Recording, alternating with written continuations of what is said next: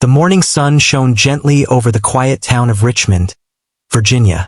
It was the kind of place where everyone knew everyone, and surprises were rare. Inside the small gun store on the corner of Main Street, a few customers browsed the shelves filled with rifles, scopes, and boxes of ammunition. Behind the counter stood a group of young clerks, chatting and laughing about weekend plans. The sound of their easy talk was broken when the glass door opened with a slow creak. An elderly woman walked in. Her name was Margaret Hayes. She was around 75 years old, dressed simply in jeans, a faded army green jacket, and worn leather boots. Her silver hair was tied neatly in a bun, and her steps, though slow, carried quiet confidence. In her right hand, she held a small walking cane, but it wasn't just for support. It looked more like a piece of her character, something she'd carried for years. The clerks turned to look at her. One of them, a tall boy barely in his 20s, leaned toward his coworker and whispered with a smirk, "What's she doing here?" "Looking for a souvenir." They both chuckled softly, assuming she was someone's grandmother who had wandered in by mistake. Another clerk added jokingly, "Maybe she wants to buy a pink pistol for decoration." Margaret ignored the whispers. She walked straight toward the counter and waited patiently until one of them looked her way. "Good morning," she said politely. Her voice was calm but firm, the kind that made people listen. "I'd like to see your precision rifles." The young clerk blinked, unsure if he'd heard her correctly. Rifles? You mean for shooting?" he asked, his tone half amused, half uncertain. "Yes," she replied without hesitation. "A .308 or something similar, preferably bolt action." Her words were sharp, professional. She clearly knew what she was talking about. But the clerks didn't take her seriously. One of them laughed nervously. "Ma'am, are you sure? Those rifles are a bit heavy, and they've got a strong recoil." Another clerk chimed in, "Yeah, maybe something smaller would be better for you. We've got lightweight models that are easier to handle." Margaret looked at them quietly, her expression unreadable. Then she smiled faintly. "Young man," she said softly, "I've handled rifles before you were even born." The words made the room go silent for a moment, but the clerks thought she was just exaggerating. They didn't realize that every scar on her weathered hands had a history. Her fingers trembled slightly as she reached out to rest them on the glass counter. Not from weakness, but from old memories that never faded. "Could I see the M24 model?" she asked again with steady eyes. Reluctantly, the clerk brought out the rifle and placed it on the counter. The weight of the weapon seemed to change the air around them. Margaret ran her fingers along the barrel, checking the balance, the scope mount, and the trigger with practiced precision. Her movements were slow but deliberate, every motion confident. She picked it up, adjusted the sling, and looked through the scope as naturally as if she'd done it every day of her life. The other customers in the store began to watch. The laughter that once filled the room was replaced with curiosity. Who was this woman? She wasn't acting like someone new to firearms.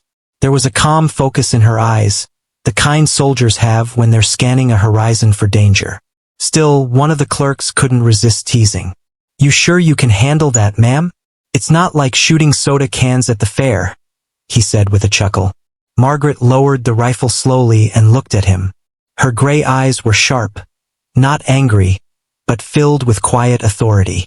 "Son," she said in a low voice, "I've handled rifles in places where missing wasn't an option." Her tone carried something heavy, something that made even the air feel different. The clerk opened his mouth to reply but stopped himself. For a second, he couldn't think of anything to say. Margaret gently placed the rifle back on the counter and asked if she could test it in the indoor range. The store manager overheard and raised an eyebrow. "You have shooting experience?" he asked cautiously. Margaret simply nodded. "Enough to know that a rifle speaks louder than words," she replied. Her answer made a few people smile awkwardly, not knowing how to respond. One of the younger men muttered under his breath, "This should be interesting." They all expected her to miss every target or fumble with the weapon. But what they didn't know was that the woman standing in front of them wasn't just some random old lady. She was Colonel Margaret Hayes, retired from the U.S. Army, a decorated sniper commander who had led missions most soldiers only read about in books. But to them, she was still just an old woman trying to relive her past. As Margaret followed the manager to the range, the clerks exchanged amused glances, whispering jokes to each other. One of them even pretended to salute her mockingly, not realizing that, in her day, real soldiers had once saluted her with genuine respect. Margaret didn't react. She'd faced far worse than laughter. Inside, she just thought of how quickly people judged what they didn't understand. As she entered the shooting range, she took a deep breath.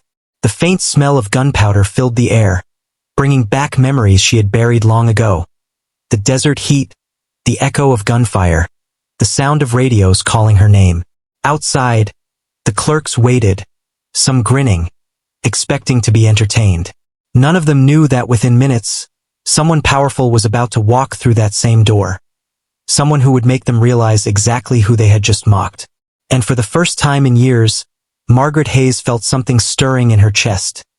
Not anger, not pride, but the quiet strength of a soldier who never needed to prove herself to anyone.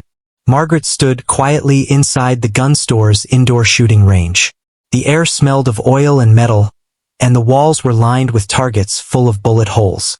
The fluorescent lights above flickered softly, casting a pale glow on the polished floor.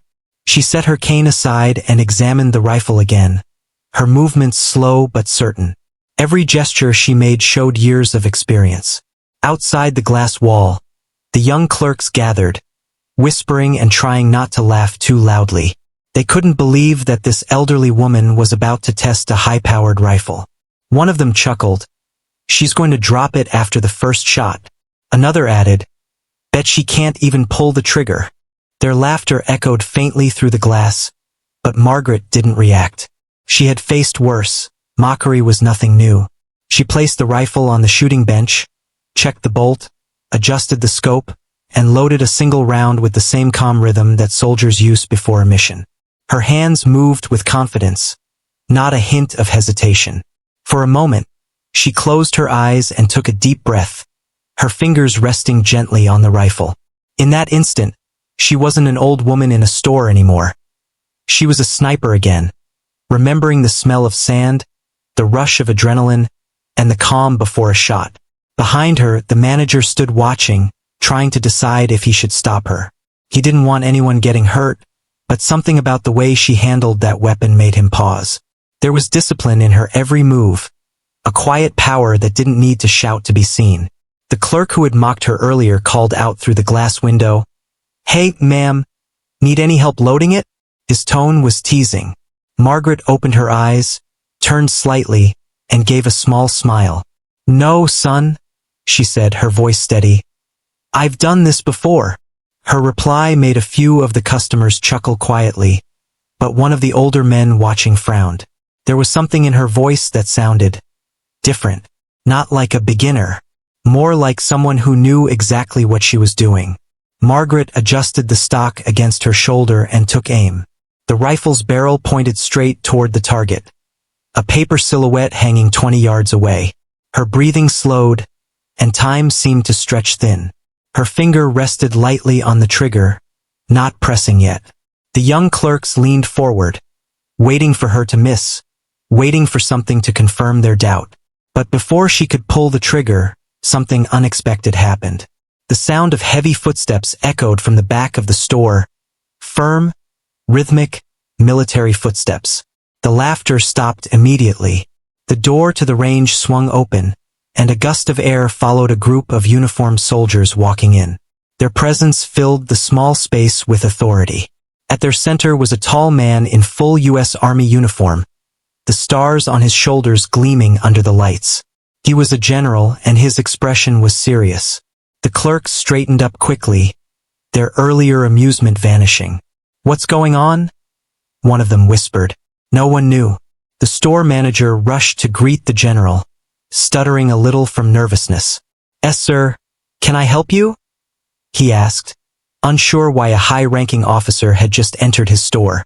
The general didn't answer right away. His eyes were fixed on the woman standing at the firing line. For a few seconds, he didn't move. He just stared, almost as if he were seeing a ghost from the past. His lips parted slightly, and his face softened, from command to disbelief, then to deep respect. Margaret slowly lowered the rifle and turned around. Her calm eyes met his. Recognition flickered between them like lightning. The clerks looked back and forth, confused. "Wait! Does he know her?" one of them whispered. The general took a step forward, his boots clicking on the floor. The soldiers behind him followed in silence. The entire store went still. Even the air seemed to hold its breath. The general's jaw tightened, and then, to everyone's shock, he stopped a few feet away from her and snapped into a perfect salute. The sound of his hand striking his forehead echoed across the quiet room. The clerks froze. Their faces turned pale. No one understood what was happening. Why was a decorated general saluting an old woman in a gun store? Margaret didn't speak at first. She looked at him, her expression unreadable. Then, after a long pause, she slowly set the rifle down on the bench and returned the salute with surprising strength. "Ma'am," the general said firmly, his voice filled with respect. "It's been a long time." The young clerk who had mocked her earlier felt his stomach twist. His eyes darted between the general and Margaret, his mind racing. The woman he had laughed at, the one he thought was too old to even hold a rifle, was someone the general himself treated with reverence. The general lowered his hand and stepped closer. "Commander Hayes," he said quietly, "it's an honor to see you again." Those words hit everyone in the room like a thunderclap. "Commander?" The whispers began instantly among the clerks and customers. Margaret Hayes, the woman they had laughed at, was a retired colonel, a sniper commander who had once led one of the most skilled teams in U.S. Army history. The young man who had made fun of her felt his cheeks burn with shame. He couldn't even meet her eyes.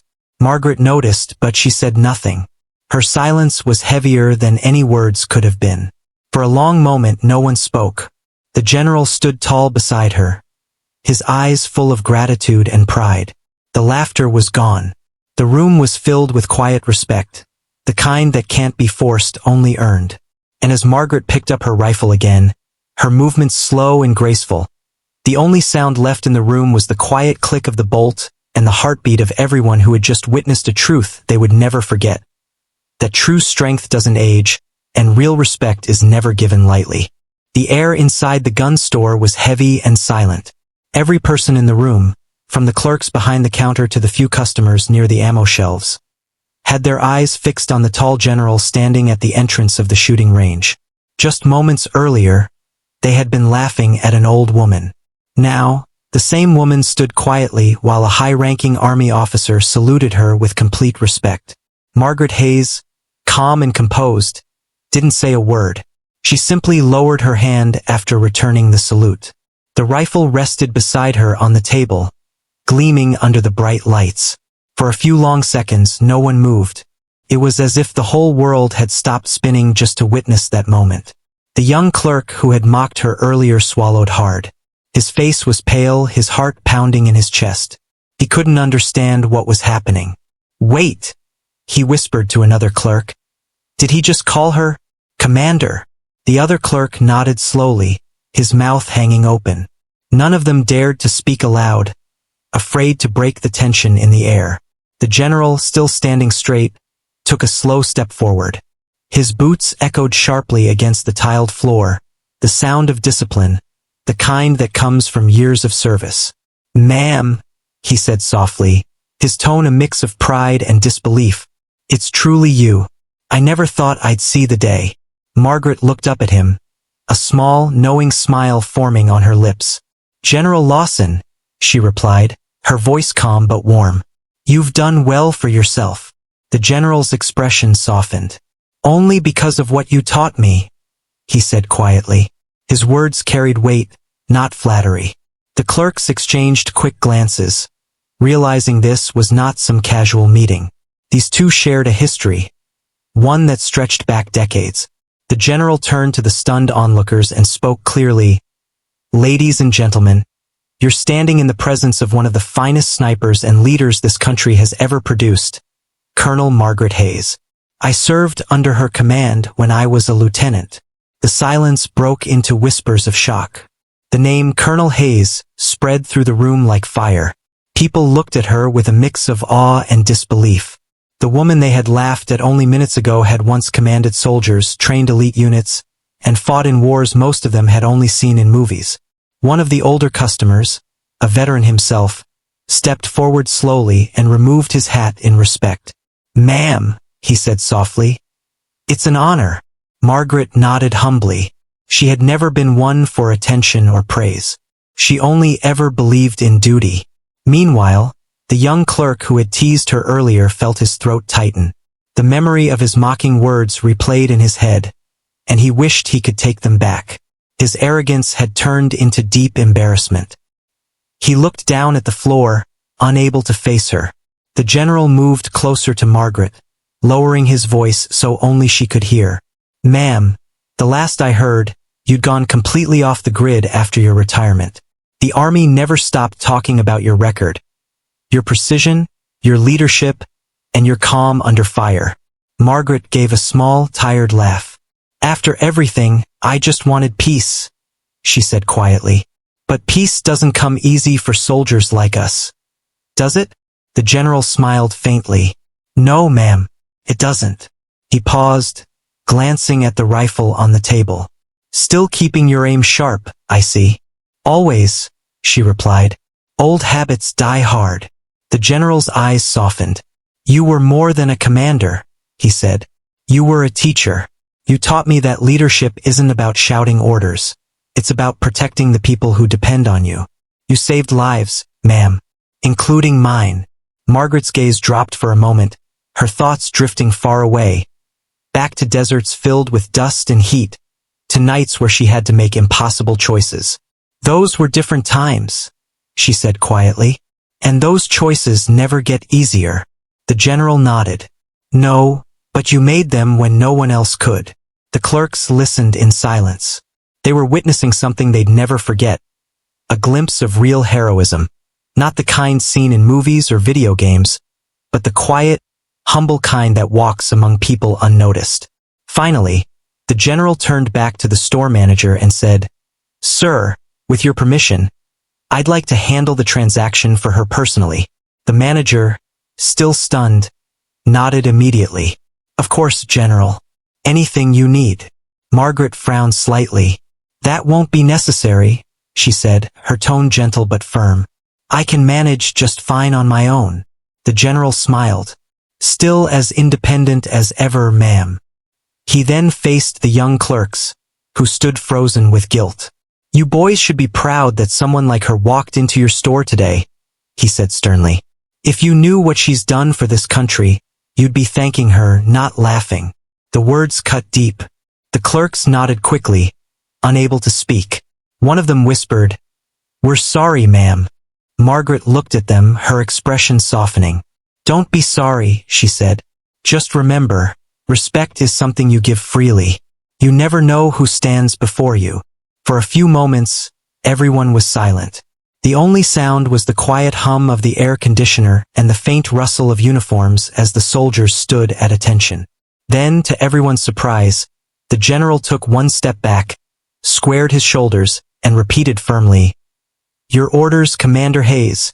The store went dead silent again. The young clerks blinked, unsure if they'd heard him right. Margaret smiled gently, shaking her head. "I have no orders left to give, General," she said. "But I appreciate the gesture." He gave a respectful nod.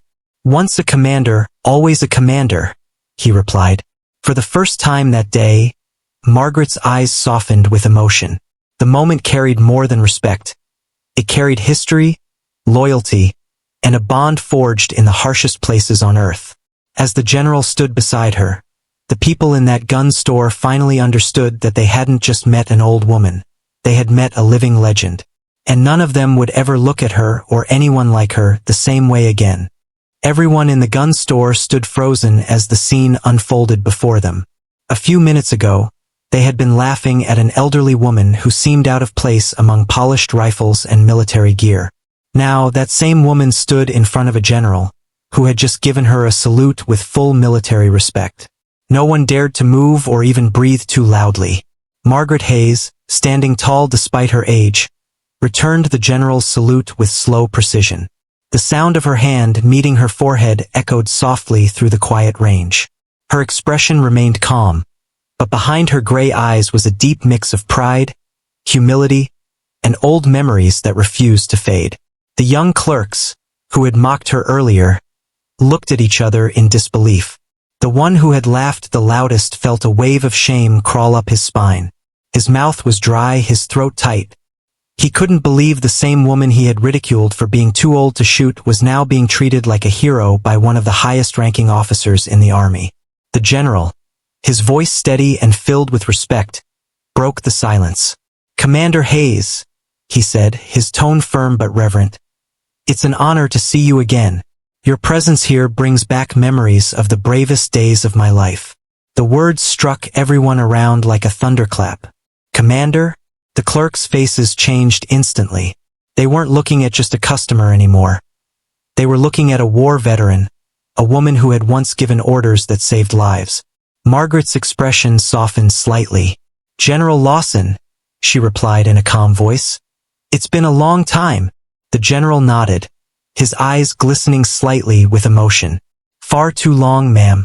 The last time I saw you, we were under heavy fire, and you were giving orders through a radio that barely worked. I never forgot that voice."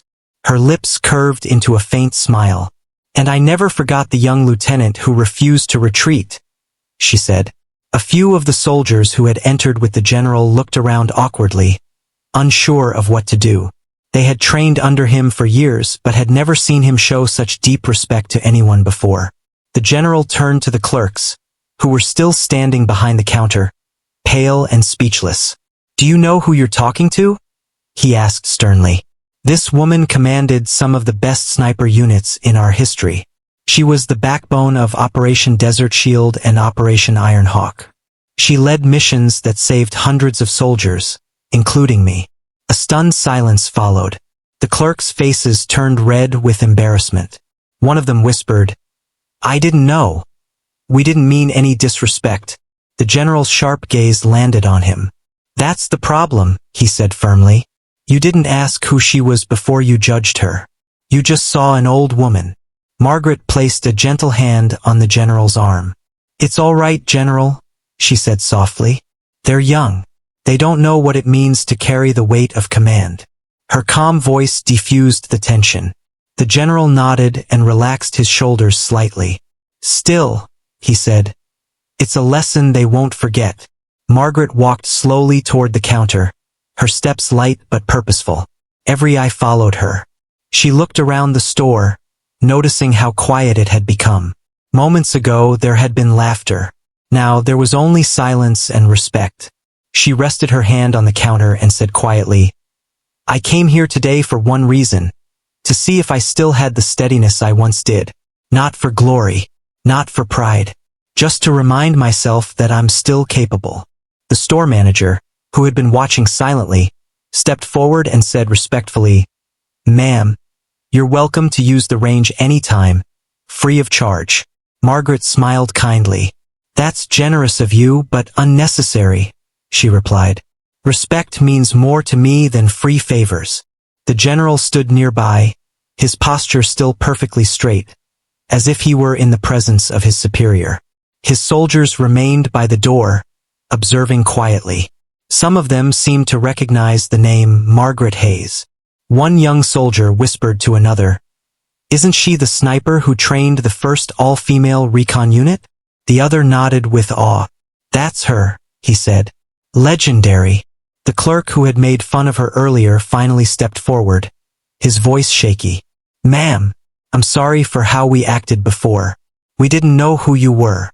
Margaret turned to him and smiled gently. "Son," she said softly, "you don't need to know someone's name to treat them with respect. You just need to have good manners." Her words struck deep. The young man nodded, his face red with shame. "Yes, ma'am," he whispered. The general looked proud. "That's why she was the best leader we ever had," he said, his voice strong. "She didn't lead with fear. She led with wisdom." Margaret chuckled lightly. "And a little shouting, if I remember correctly," she said, glancing at him. The general laughed. A rare sound, full of warmth and nostalgia. Everyone in the store relaxed a little, but the atmosphere was still filled with reverence. The soldiers who had come with the general stood straighter.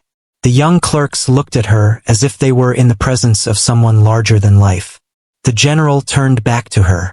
"Ma'am, if you ever wish to visit the base, our doors are always open for you. Every young soldier there should know your story." Margaret shook her head gently. "No need for that," she said. "I'm just an old soldier who served her time. The new generation needs to write their own stories now." The general paused, then said with sincerity, "With all due respect, ma'am, some stories should never be forgotten." Her eyes softened. She didn't reply. She didn't need to. The moment spoke for itself.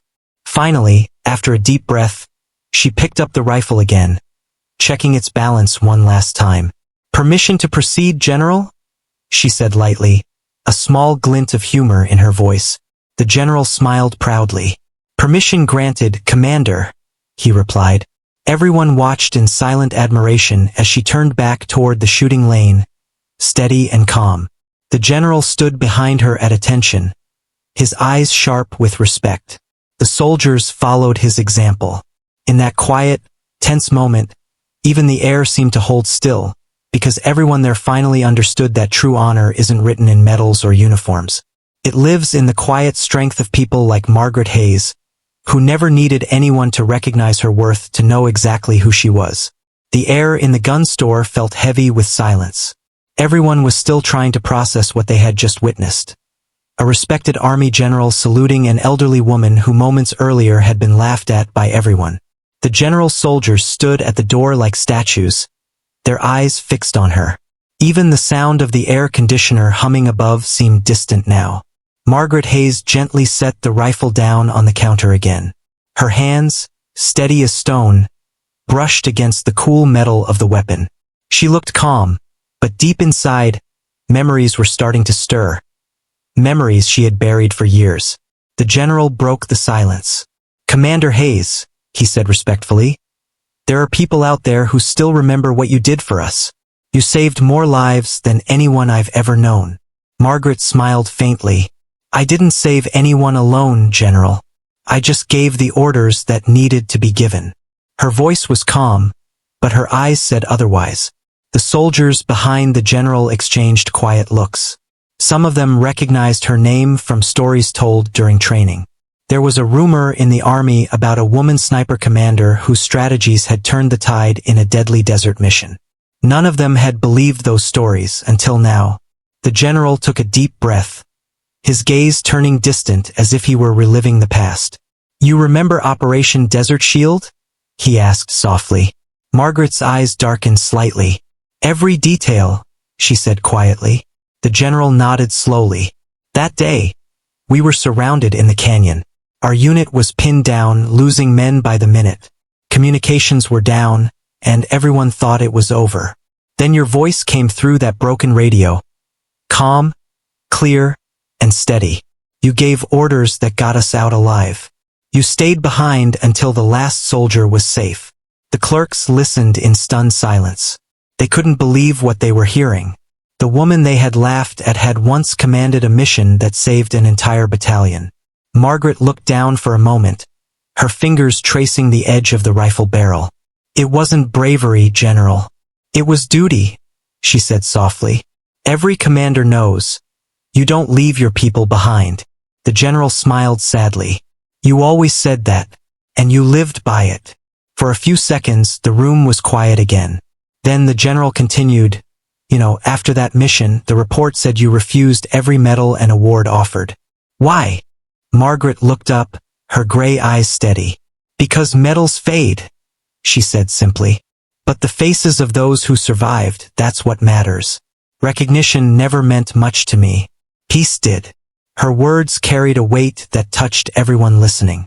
Even the young clerk who had mocked her earlier felt something shift inside him. He realized that real heroes never need to announce themselves, they just do what must be done.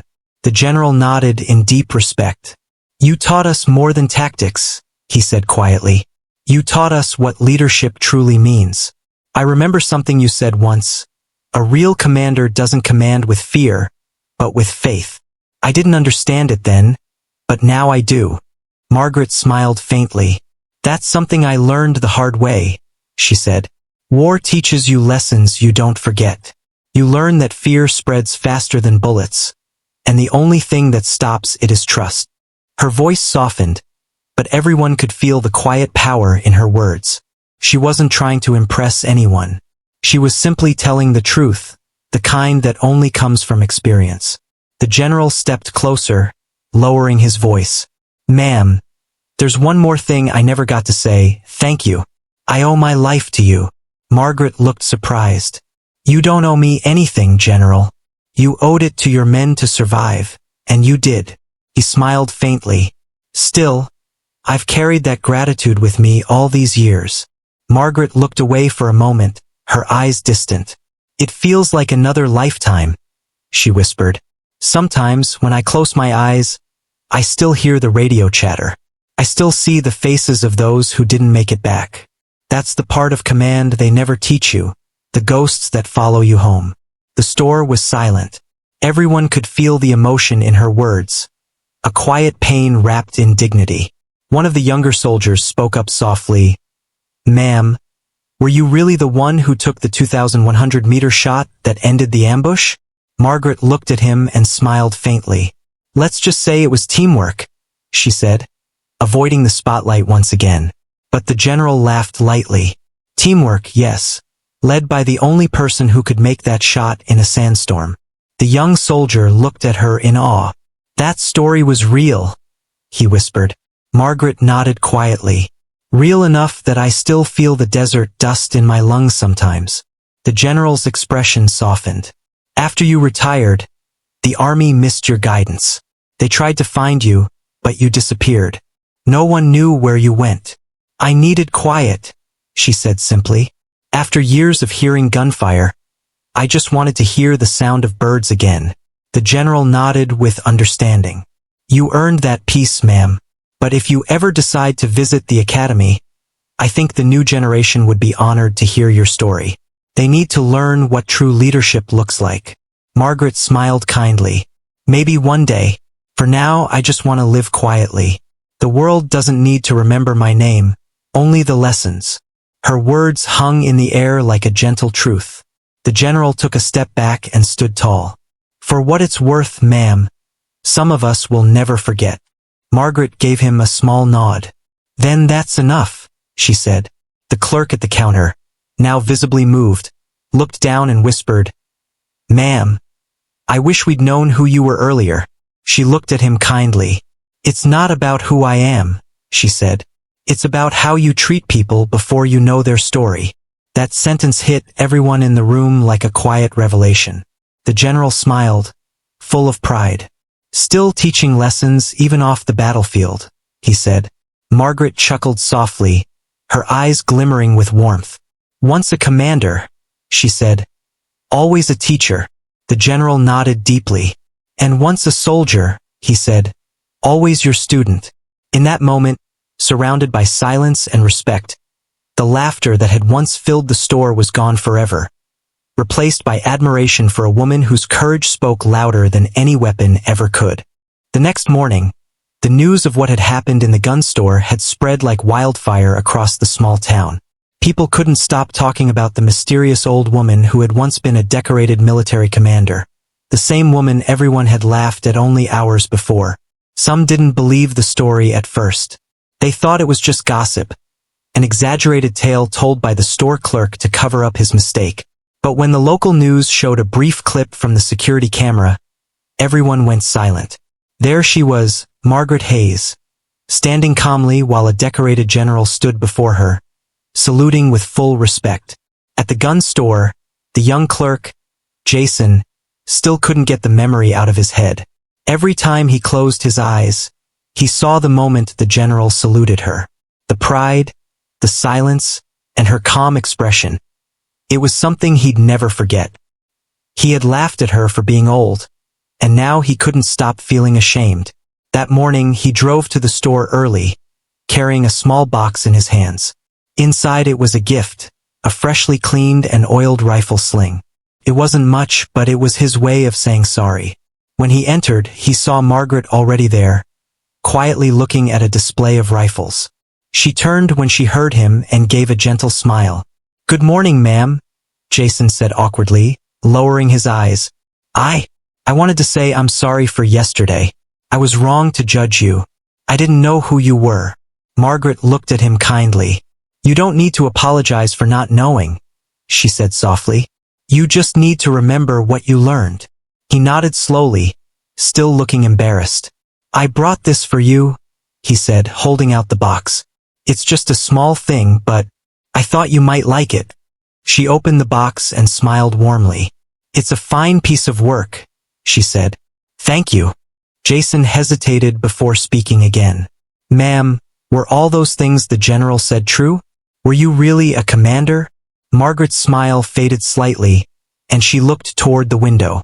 "Once," she said quietly. "A long time ago." Jason wanted to ask more, but he could see in her eyes that some memories were better left unspoken. So he just nodded. "I wish I'd met you back then," he said. "You must have been amazing." Margaret chuckled softly. "Back then I was just doing my duty," she said. "But the truth is, Jason, every chapter in life has its own purpose. When I was younger, my purpose was to lead. Now it's to teach people like you not to underestimate anyone." Jason smiled a little, realizing she had forgiven him. Later that day, the general returned to the store, this time without his soldiers. He wore a simpler uniform and carried a small folder in his hand. When Margaret saw him, she gave a faint smile. "Back so soon, General?" He nodded. "I couldn't stay away, ma'am. There's something I wanted to ask you." He opened the folder and placed it on the counter. Inside were documents stamped with the seal of the military academy. "The board wants to honor you properly this time. They want to invite you to speak to the new recruits, to teach them what leadership really means." Margaret looked at the papers silently. The idea of standing in front of a crowd again, of reliving those memories, filled her with mixed feelings. "You know I've been retired for years," she said softly. "I don't belong in that world anymore." The general smiled. "With respect, ma'am, you never stopped belonging. The uniform doesn't make a commander, the heart does." Jason, standing behind the counter, listened quietly. He could see how much this meant to the general. It wasn't just about honoring her. It was about reminding the new generation of soldiers that courage and wisdom come from experience, not age. After a long pause, Margaret finally said, "If I go, I'll only go to tell them one thing. That being a soldier isn't about medals or glory. It's about responsibility. About making the right choice, even when it breaks your heart." The general nodded solemnly. "That's exactly what they need to hear." A few weeks later, Margaret stood at the military academy's grand hall. The young recruits sat in perfect rows, whispering quietly among themselves. Most of them had heard the rumors that a retired commander who once saved an entire battalion was coming to speak. But none of them expected to see a gentle-looking elderly woman walking onto the stage, her hair silver and her posture straight as a blade. When she spoke, the room fell silent. "You might look at me and think I'm too old to understand your world," she began. "But war doesn't change. The weapons change, the uniforms change, but the hearts that fight remain the same." Her voice carried a quiet strength that made everyone listen. "I've seen fear," she continued. "I've seen men stronger than steel fall apart under pressure. And I've seen young soldiers who thought they were weak become heroes when it mattered most." She looked at the rows of recruits, her eyes kind but firm. "If you ever find yourself in command, remember this: your men don't follow your orders because of your rank. They follow you because they trust you. And that trust is something you must earn every day." The hall was completely silent. Every word she spoke sank deep into their hearts. Margaret smiled gently. "When the day comes that you have to choose between safety and sacrifice, choose the one that lets you sleep at night. Not because it's easy, but because it's right." When she finished, the entire hall stood and applauded. Many recruits had tears in their eyes. Even the instructors stood in respect. The general, sitting in the front row, smiled proudly. He knew that history was being made again, not on a battlefield this time, but in the hearts of a new generation. As Margaret stepped off the stage, a young cadet rushed forward and saluted her. "Commander Hayes, ma'am," he said, his voice shaking slightly. "Thank you for your service." Margaret smiled and returned the salute. "Serve with honor," she said softly. "That's all the thanks I need." That night, as she left the academy, the wind brushed through her silver hair, and for the first time in years, she felt peace. She realized that her purpose hadn't ended with war, it had only changed. Now, her battle was to inspire others to lead with courage and heart.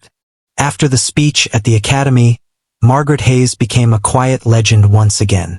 The recruits spoke about her for weeks, some saying her words changed the way they saw leadership forever. But for Margaret, it wasn't about fame or recognition, it was about peace. She had carried the weight of her past long enough. One evening, a few weeks after her speech, she sat on her porch, sipping tea while the sunset painted the sky in orange and gold. For the first time in years, she felt truly at ease. The world was quiet. No gunfire, no shouting, no orders. Just the sound of the wind through the trees. But peace never stays quiet for long in the life of someone who's lived through war. A car pulled up in front of her house. She recognized it immediately. The black vehicle with tinted windows could only belong to someone official. When the door opened, out stepped General Parker, the same man who had saluted her in the gun store. But this time, he didn't come in uniform. He wore a simple jacket and carried a folder under his arm. Margaret smiled faintly. "You again, General? I thought I made my last appearance already." He chuckled softly. "You did, ma'am. But something's come up. Something I think you should know." He walked up the porch steps and sat down beside her. For a few moments, they just listened to the evening breeze before he finally spoke. "There's a young recruit," he said. "One of the cadets who heard your speech. His name is Daniel Ross. He's been struggling since training started. Lost his confidence after his team failed an exercise. But ever since he heard you speak, he's been different, determined. He says you gave him the courage to keep going." Margaret smiled gently. "That's good to hear. Sometimes, one word at the right time can change a person's whole path." The general nodded. "That's not all. He wrote something, a letter to you." He handed her the folder. Inside was a neatly folded letter written in careful handwriting. She opened it and began to read. "Dear Commander Hayes," it began. "You don't know me, but I was sitting in the third row during your speech. I was thinking of quitting the academy. I didn't believe I had what it took to be a leader. But when you said, leadership isn't about being fearless. It's about moving forward even when you're scared, something clicked inside me. My father was a soldier who didn't come home, and I always felt I'd never live up to him. But your words helped me see that courage isn't about being perfect. It's about never giving up on the people who count on you. Thank you for reminding me what real strength looks like." Margaret read the letter slowly, her hands trembling slightly. By the time she finished, her eyes were moist. She folded the paper back carefully and held it close. The general watched her quietly. "You see, ma'am," he said softly, "even after all these years, you're still changing lives." Margaret looked out toward the horizon, her voice barely above a whisper. "I didn't think my words still mattered. I thought my time had passed." The general shook his head. "Your time will never pass, ma'am. People like you don't fade, they echo." Margaret chuckled softly at that. "Echoes fade too, General," she said. "But if this young man found something worth holding on to, then maybe that's enough."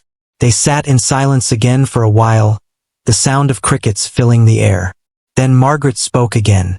"When I was younger, I thought the only way to make a difference was through war, through action. But now I realize, sometimes, peace needs soldiers too." The general nodded in agreement. "And you're one of them, ma'am." The next day, Margaret received another letter, this one from the academy itself. It was an invitation to become an honorary mentor, to visit from time to time and share her wisdom with new recruits. She hesitated at first. Part of her still longed for quiet. But another part of her, the commander still alive inside, knew she had more to give. A week later, she arrived at the academy once again. This time, there were no cameras or ceremonies, just a small group of cadets waiting in the training yard. Among them stood Daniel Ross, the young man who had written to her. When he saw her, his eyes lit up with admiration. "Commander Hayes," he said, saluting sharply. "It's an honor to meet you in person." Margaret returned the salute with a kind smile. "At ease, cadet," she said. "Tell me about your training." Daniel explained how he had struggled, how he'd almost given up, and how her speech had reminded him of what mattered most. Margaret listened carefully, nodding now and then. When he finished, she said, "Courage isn't the absence of fear, Daniel. It's walking forward even when your hands shake. Remember that." He nodded, his expression firm. "Yes, ma'am." Margaret looked around at the other cadets. "You all remind me of myself when I first wore the uniform," she said. "Young, determined, and full of questions. The truth is, you'll make mistakes, many of them. But what defines you isn't your failures. It's how you stand up after them." The cadets listened in absolute silence. Her words carried a power that no textbook could ever teach. As the sun began to set behind the academy buildings, Margaret watched the young recruits running drills, shouting commands and working together. She felt something she hadn't felt in a long time, pride. Not for herself, but for them, for the future they represented. The general walked up behind her, his voice gentle. "You belong here, Commander." Margaret smiled faintly.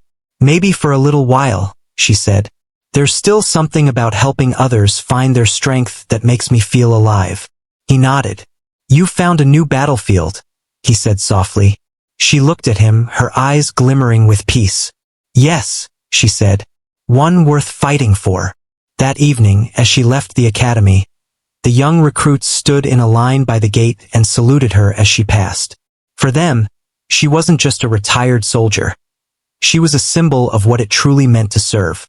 Driving home, Margaret looked at the letter Daniel had written, now resting on the seat beside her. She smiled softly, realizing that her journey had come full circle. She had once commanded soldiers in war, now she was commanding hearts in peace. And perhaps, in the quiet rhythm of her new purpose, she had finally found what she had been searching for all along. Not glory, not medals, but meaning. The morning sun rose gently over the quiet town, casting a soft golden glow across the rooftops. Margaret Hayes sat at her small wooden table by the window, sipping her tea and looking out at the garden she had planted years ago. The flowers were in full bloom, bright tulips and daisies swaying gently in the morning breeze. Peaceful mornings like this were what she had always wanted after years of chaos and war. Yet, even now, her mind often drifted back to the sound of marching boots, the static on a radio, and the weight of command. Life had slowed down, but Margaret's days still had purpose. Since her visit to the academy, she had become something of a quiet mentor. Cadets would sometimes visit her home on weekends, seeking advice or simply listening to her stories. She didn't talk about glory or victory. She talked about decisions, responsibility, and the cost of leadership. On one such morning, she heard a car pull up in front of her house. When she stepped out to see who it was, she noticed a familiar face. Daniel Ross, the young cadet who had once written her that heartfelt letter. He was now wearing a proper officer's uniform, crisp and new, the insignia of his recent promotion shining proudly on his shoulder. He smiled when he saw her. "Commander Hayes," he said warmly. "I hope I'm not disturbing you." Margaret smiled back. "Not at all, Lieutenant Ross," she said, emphasizing his new rank with a proud tone. "Come in. You look like a man with good news." Daniel laughed softly. "I wanted you to be the first to know," he said as he handed her a small envelope. Inside was an official letter, his first command assignment. "They're sending me to lead a small training unit overseas. It's a big responsibility, and I wouldn't have made it this far without your guidance." Margaret's eyes softened as she read the letter. "You earned this yourself, Daniel," she said gently. "All I did was remind you what you were capable of." He looked at her with deep respect. "Still, you changed everything for me. You taught me that real strength doesn't come from orders. It comes from heart. She smiled at that, her voice calm but filled with emotion. Then you learned the most important lesson there is. They sat together for a while, talking about leadership, about fear, and about the duty that never really ends, even when the battles are over. Margaret told him stories from her days in command, not the heroic kind, but the human kind. About soldiers who wrote letters home every night, about the moments when she doubted her own decisions, and about the day she realized that courage and kindness could exist in the same heart. As Daniel listened, he realized something. The world often celebrated the loud heroes, the ones who stood in the spotlight. But the real heroes were people like Margaret, those who carried their strength quietly with humility and grace. Before leaving, Daniel stood up and saluted her. "Thank you, Commander," he said. "I'll make you proud." Margaret returned the salute, her hand steady. "You already have, Lieutenant," she said softly. After he drove away, she stood on the porch for a while, watching the dust settle on the road. The world felt different now, not because it had changed, but because she finally felt at peace with her place in it. Days turned into weeks and weeks into months. Margaret continued her quiet life, tending her garden, reading her favorite books, and occasionally visiting the academy. She had become a symbol of strength and humility to everyone who met her. Even the townspeople who once laughed at her now treated her with respect. When she walked through the market, people greeted her warmly, calling her Commander Hayes with admiration. One afternoon, as the sun began to set, she received a letter in the mail. It was from Daniel again, this time written from overseas. He wrote about his team, about the challenges they faced, and how he often remembered her words when making tough choices. He ended the letter with a simple line. "Every day I lead. I try to lead the way you taught me, with trust, not fear. Thank you for being my compass." As she read those words, Margaret felt a tear roll down her cheek. It wasn't sadness, it was pride. Her life's lessons, her struggles, her sacrifices, they had all meant something after all. Her legacy wasn't written in medals or history books. It lived on in the people she had touched. That evening, as the sky turned orange and pink, Margaret walked out to her garden. The air was cool and calm, filled with the scent of flowers. She sat down on the old wooden bench under the oak tree and closed her eyes, listening to the sound of the wind rustling the leaves. In her mind, she could almost hear the faint echoes of her old radio, the soft static of long-gone missions. But this time, there was no fear, no weight, only peace. She thought of the soldiers she had led, the friends she had lost, and the young lives she had inspired, and she smiled. The next morning, when the mailman came by, he noticed Margaret sitting peacefully on her bench, her hat resting gently on her lap, a soft smile on her face. She had passed away quietly in her sleep, the same way she had lived her final years. Calm, graceful, and strong. News of her passing spread quickly. The academy lowered its flags to half-mast, and cadets from all over attended her memorial. The general himself gave a speech, his voice heavy with emotion. "Commander Margaret Hayes taught us that true leadership is not about power, but about purpose," he said. "She didn't just lead soldiers, she shaped souls." After the ceremony, Daniel placed a small medal on her resting place. Not one of honor or rank, but a personal token engraved with the words she had once told him, "Lead with faith, not fear." Years later, the academy built a small statue in her memory. Not grand or towering, but simple and dignified, just like her. It showed her standing with her hands behind her back, her gaze steady, watching over the training field. Beneath it, a plaque read, "Commander Margaret Hayes, the heart behind the honor."